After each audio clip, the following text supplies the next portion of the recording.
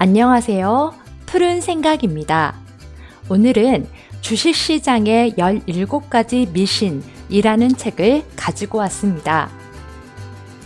사람들이 투자에서 실수를 하는 것은 모두가 믿는 이른바 투자 상식이라는 미신들에 속기 때문이라고 합니다.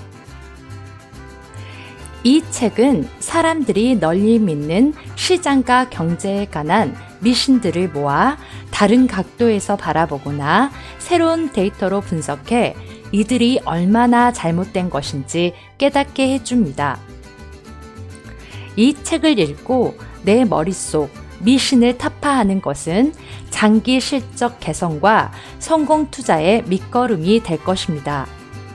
이 책의 저자인 켄 피셔는 미국의 억만장자 투자자이자 분석가이며 조술가입니다. 또한 운용 자산이 220조에 이르는 세계적인 자산 운용사 피셔 인베스트먼트의 설립자이자 회장 겸 CEO입니다. 또한 포브스에 연재한 고급 칼럼 포트폴리오 전략을 34년 동안 쓴 포브스의 90여 년 역사를 통틀어 네 번째 장수 칼럼니스트이기도 합니다. 켄 피셔는 말 한마디 한마디에 귀를 기울이기 충분한 검증된 사람이라고 할 수 있습니다. 먼저 이 책의 목차를 살펴보겠습니다. 이 책은 총 17장으로 이루어져 있는데요. 각 장에서 이 책에서 타파하고자 하는 17가지의 미신들을 하나씩 다룬다고 할 수 있습니다. 저는 이 중 2023년 11월 현재 각종 매체에서 가장 많이 언급되고 있는 미신들 중 몇 가지를 골라 중요하다고 생각되는 순으로 가볍게 다루고자 합니다. 즉, 12장의 실업률 상승과 주가 하락 관련 미신, 13장의 미국의 과도한 부채가 주가 하락과 관련이 있다는 미신, 제6장의 GDP와 주가의 괴리가 폭락을 부른다는 미신 등을 핵심만 간략하게 정리해 드리겠습니다. 이 책은 온라인과 오프라인에서 다음과 같이 판매 중이니 참고하세요. 그럼 책 핵심 정리를 시작하겠습니다. 시장에는 실업률이 상승하면 주가가 하락한다라는 미신이 광범위하게 퍼져 있습니다. 하지만 침체는 항상 실업률이 주기상 저점 근처에 도달했을 때 시작합니다. 그리고 주식은 경기보다 먼저 상승하는 최고의 선행 지표임에 반해 실업률은 침체가 끝나기 직전이나 직후에 높아지는 후행 지표라고 할 수 있습니다. 여기에서 가장 주목할 점은 미국의 소비 지출은 시기와 상관없이 언제나 안정적이라는 것입니다. 요새 부쩍 미국의 경기 침체를 예견하는 사람들이나 또는 미국의 강세장의 시작을 예견하는 사람들은 모두 그 근거로서 미국의 소비 지출을 예로 들고 있습니다. 하지만 미국의 소비 지출은 침체기에도 많이 감소하지 않는다고 합니다. 침체 시기에도 가장 민감하다고 할 수 있는 서비스의 소비가 고작 마이너스 1.5% 빠졌을 뿐입니다. 소비 지출은 다소 감소하지만 GDP의 감소액만큼 줄어들지는 않는다고 합니다. 또한 회복기에도 소비 지출이 많이 증가하지는 않습니다. 각종 매체에서 소비 지출에 대한 이야기가 나올 때 참고하시면 좋을 것 같습니다. 다음은 미 연준의 사이트에서 실업률 차트를 가지고 왔습니다. 지금 보이시는 이 선이 실업률을 나타내고 있고요. 이 회색의 이 막대 부분이 침체 시기를 나타내고 있습니다. 이 차트를 잘 보시면 미국의 실업률이 가장 낮아졌을 때, 이때 경기 침체가 시작됐음을 알 수 있습니다. 그리고 막상 경기 침체가 시작되면 실업률이 급격하게 급등함을 알 수 있습니다. 따라서 요즘 각종 매체에서 실업률이 점점 낮아지고 있기 때문에 미국의 경기 침체는 오지 않을 거라고 전망하는 사람들의 말은 잘못되었음을 알 수 있습니다. 다음은 13장으로 넘어가 보겠습니다.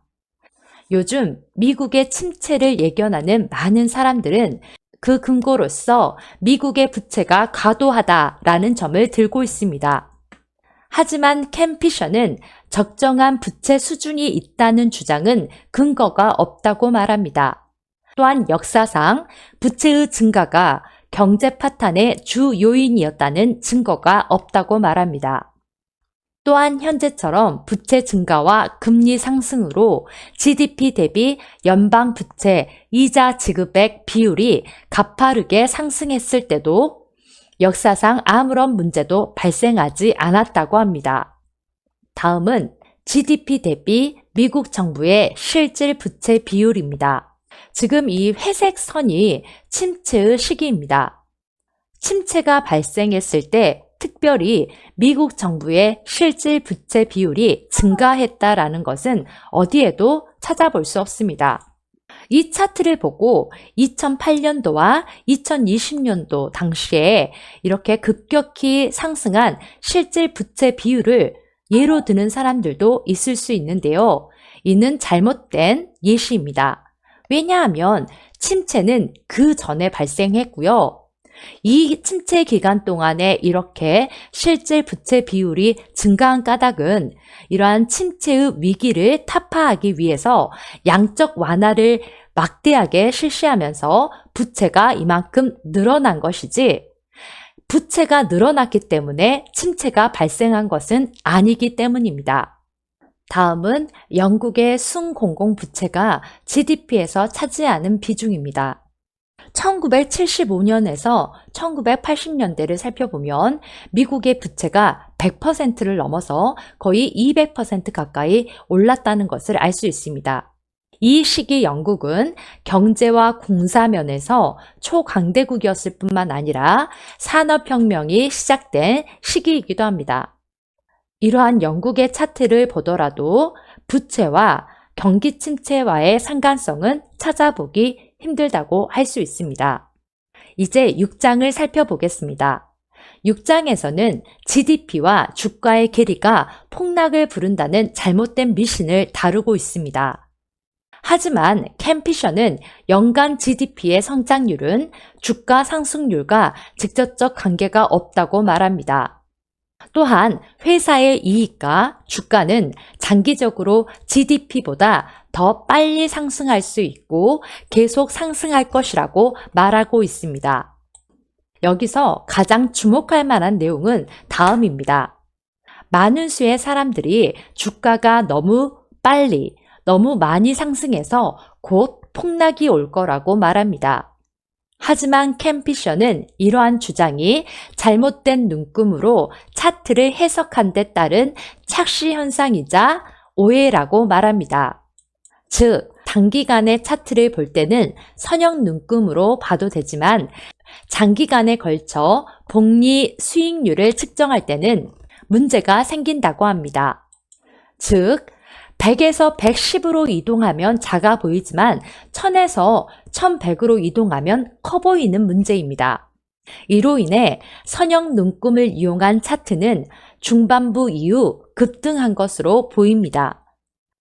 하지만 100에서 110으로 이동하든 1000에서 1100으로 이동하든 실제로는 둘 다 10% 상승한 것이기 때문에 움직임이 같아 보여야 합니다. 즉 이렇게 장기 수익률을 분석할 때는 로그 눈금으로 차트를 확인해야 합니다. 다음은 선형 눈금과 로그 눈금으로 S&P 500 지수를 비교해 보도록 하겠습니다. 선형 눈금에서는 다음과 같이 중반부 이후에 S&P 500 지수가 급등한 것으로 잘못 보입니다. 하지만 이를 로그 눈금으로 바꿔보면 이렇게 균등하게 상승한 것으로 보이는 것을 알 수 있습니다. 따라서 장기간의 차트를 볼 때는 로그 눈금으로 보는 것이 좋겠습니다. 선형 눈금을 로그 눈금으로 바꾸는 방법은 다음과 같습니다. 먼저 야후 파이낸스에 들어오셔서요. 원하는 그런 차트를 보신 다음에요. 여기 이 톱니바퀴를 누릅니다. 이 리니어가 선형 눈금이고요. 이 아래 이 부분을 누르면 로그 눈금으로 변환해서 볼 수 있습니다. 이제 11장으로 넘어가 보겠습니다. 11장에서는 손절매가 손실을 막아준다 라는 잘못된 미신을 다루고 있습니다. 많은 유튜버들과 투자자들이 손절매가 중요하다고 말하고 있습니다. 하지만 캠피셔는 손절매는 오히려 세금과 거래 비용만 높이는 경향이 있다고 말합니다. 또한 장기적으로 돈을 날리는 기법이라고도 합니다.